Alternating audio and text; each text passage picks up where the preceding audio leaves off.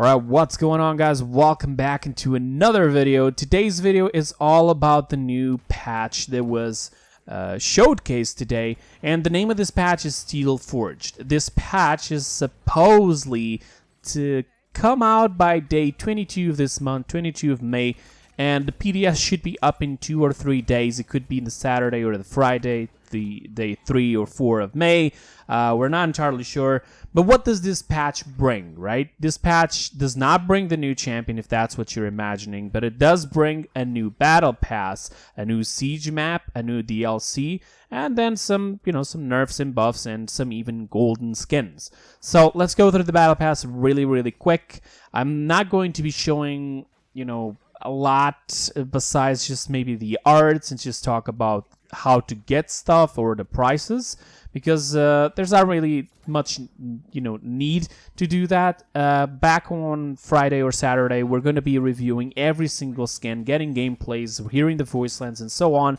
So yes, let's go through them. The battle pass itself contains 8 skins, a frame, some avatars, some animated avatars, some animated sprays, and so on, right? So pretty much the usual, but it has a little bit more skins. How much does it cost, though? It costs the exact same as all the others, 600 crystals, but throughout the battle pass, you'll gain back at least 450 crystals if you complete the entire battle pass. It is exactly like other battle passes that we had recently, where you have 50 levels, but if you buy the battle pass, you gain 50 more. Now, the skins are pretty much on the paid version of the battle pass, so it doesn't matter. Even if you pass the first 50 levels, you're not going to get the skins unless you pay for it. What you can get, I believe, is maybe a diamond chest or a gold chest on the free track. So it's actually not that bad for people who don't want to buy the battle pass. You still get something back. Also, we do have the battle passport that costs us 1,500 crystals. They will save you up to 1,000 crystals. They will get you the battle pass and put you straight into level 30. To be quite honest, this is a huge waste of money. I never did that. I always managed to level it up really easy. They also announced it that the battle pass will be a lot easier to level up. So, pretty much it's everything like all the other battle passes, missions, titles if you complete the missions, extra XP for getting to certain levels, and golds and chests and so on. That's pretty much it for that. But which are the skins? Well, the skins are the following. We first have what it's called the Steel Forged Androxus. The Steel Forged Androxus, it's not the only Androxus skin. There's more. The second one will be basically a recolor. And then there's one more, but we'll talk about that after I end talking about the battle pass. After that skin, we also have Barrack at level 10 with a dwarf sort of armor style skin. Looks pretty damn good, actually. It reminds me a lot of the Lord of the Rings dwarf skin. The style. That's what I wanted to say. As for its recolor, it will be at level 20 of the second part of the battle pass. All right, so you need to first finish the first part of the battle pass, and then when you go to the second part, you'll eventually start gaining the recolors for each and one of the others of the first skins you gain. At level 40, normal level 40, you'll gain the Steel Forged Imani. Looking at some green shades, the dragon is green. She has horns that change color depending on the element that you're using. Looks pretty good. Looks pretty good. The recolor is at level 30 of the second part of the battle pass. It's pretty much the same, but it has red instead of green. Even the dragon is red, which to me, it actually looks pretty good as well. I like it, the second version, more. Now, this one here is a favorite for a lot of people. It is the Maldumba skin at level 50. It's not over the Maldumba itself. It's more about the snake. The snake itself, it looks like, it's impersonating a wizard, a high-level wizard. It has its level, its little hat, a pipe that has like bubbles coming out. It has a little small glasses. It has a cape. It has a beard. So it's actually pretty cool.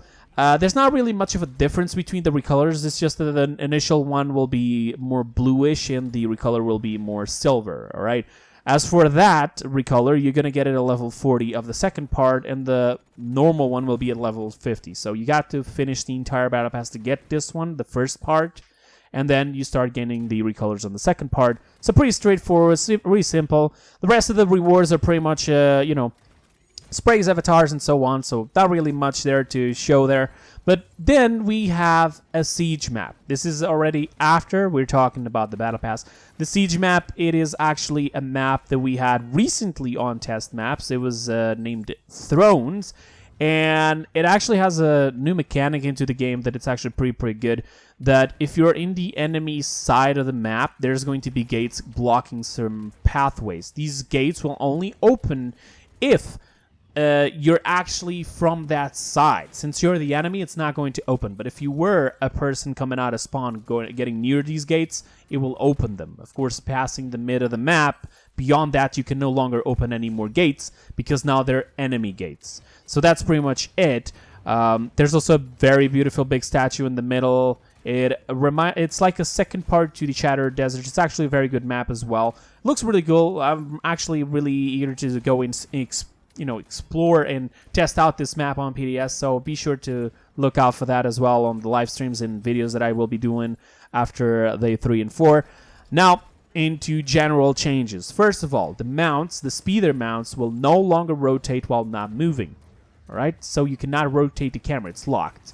Settings, now you will have colorblind modes. This is actually pretty cool, pretty good as well. And finally, Nintendo Switch will now have voice chat, so pretty good as well. Now let's go into the DLC, the one that so many people was expecting, which was the the Bunny Ceres, but it's actually named Cottontail Ceres. It cost us $7.99, all right, at least in dollars. I don't know how it could cost to you guys, and it comes with 100 free crystals. The skin itself, it's completely different than what we usually have for Ceres, and it looks really nice as well. I like the animations, the bubbles that she shoots, the ultimate, it's really cute as well. The skin itself deserves some merit. I don't know that, there's a lot of people who didn't like it. There's a lot of people who did like it. It's more for who wants it. That's it. That's pretty much it. Now let's go into the golden skins, Androxus and Moldamba.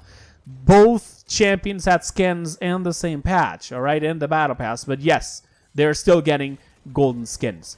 Now you guys can leave me your feedback on how you how much you like these golden skins in the comments down below. It's up to you completely. But to be pretty fair, I would like to see the green change on the Androxus one to actually have that purplish style that the weapons have, because that would make a lot more sense, to be honest. But hey, we'll see. Now let's go into the Ranked Split 3 rewards. The 2 rewards will be, if you win 5 games, you'll gain a gold chest, and if you win 25 games, you'll gain exclusive, literally exclusive, limited, only for the reward split, all right, of the split, an Ash avatar called Vanguard. You cannot obtain this avatar anywhere else, any other way. That's it. That's what you get. Now, let's talk about balance changes. Barrack received a lot of love in this patch, which is actually really good. The damage is a little bit more consistent, so now you're going to be able to hit a lot more pellets than before with the weapon, the normal weapon. And they also reduced the damage fall off, which means you're going to be able to do a lot more damage at mid-range. They also changed the barricade. Now it lasts us 1 more second than before, and they reduced it 3 seconds of the cooldown of the barricade itself. All right. The rocket boots, they reduced it 2 seconds of the cooldown as well, becoming 12 seconds instead of 14, which means you have now a lot more survivability. And then the dome shield, which is the ultimate, the turret in the middle, the flame turret, will now deal 200 plus more damage than before. So instead of 400 damage per second, now it does 600 damage. So pretty good.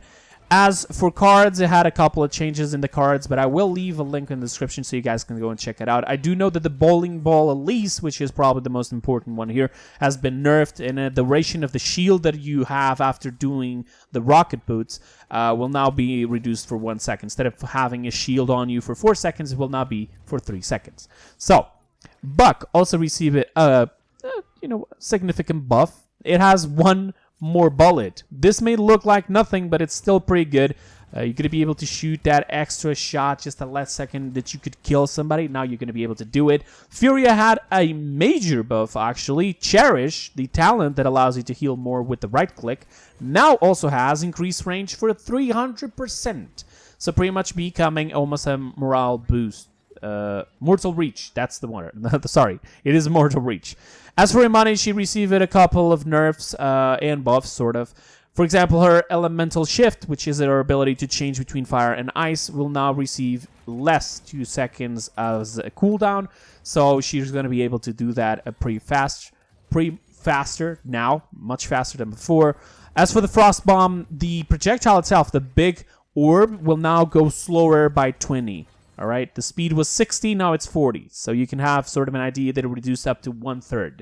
As for the cards, the card that was increasing the duration of the route that this same Frost Bomb would create, you can increase the duration of that route with this card. Now you're no longer going to be able to do that, but instead you're going to be able to increase the projectile speed of it, and increase with more points. You can even put a lot more speed than it usually had before. So you can sort of, it's sort of to compensate a little bit this change, not to make it too strong.